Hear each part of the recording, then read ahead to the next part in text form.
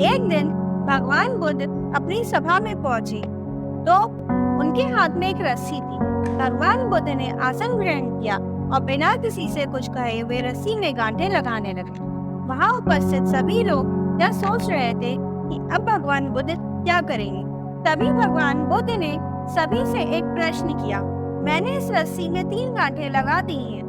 अब मैं आपसे यह जानना चाहता हूँ कि यह वही रस्सी है जो गांठें लगने से पूर्व थी। एक शिष्य ने उत्तर में कहा, गुरुजी, इसका उत्तर देना थोड़ा कठिन है। यह वास्तव में हमारे देखने के तरीके पर निर्भर करता है। एक दृष्टिकोण से देखें तो रस्सी वही है जिसमें कोई बदलाव नहीं आया है। दूसरी तरफ से देखें तो इसमें 3 गांठें लगी हुई हैं जो पहले नहीं थी, अतः इसे बदला हुआ कह सकते हैं। सत्य है, बुद्ध ने कहा। अब मैं इन गांठों को खोल देता हूँ। यह कहकर बुद्ध रस्सी के दोनों सिरों को एक दूसरे से दूर खींचने लगे। उन्होंने पूछा, तुम्हें क्या लगता है, इस प्रकार इन्हें खींचने से क्या ये इन गांठों को खोल सकता हूँ? नहीं नहीं, ऐसा करने से तो गांठें और भी कस जाएंगी और उन्हें खोलना और मुश्किल हो जाएगा। एक शिष्य ने उत्तर दिया। भगवान बुद्ध ने कहा, ठीक है, अब एक आखिरी प्रश्न, बताओ इन गांठों को खोलने के लिए हमें क्या करना होगा?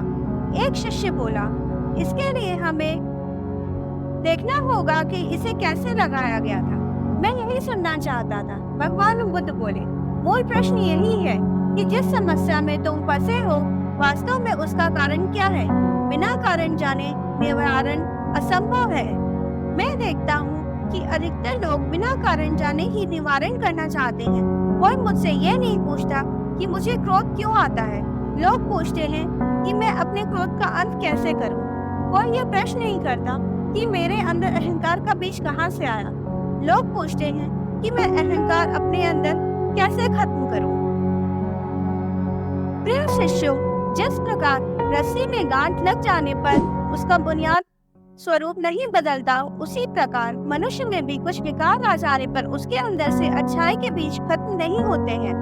आवश्यकता है कि हम किसी भी समस्या के कारण को अच्छी तरह से जानें। निवारण स्वतः ही प्राप्त हो जाएगा। आपको भगवान बुद्ध की यह सीख कैसे लगी, हमें कमेंट बॉक्स में बताना मत भूलिएगा। बोलो नमो बुद्धाय।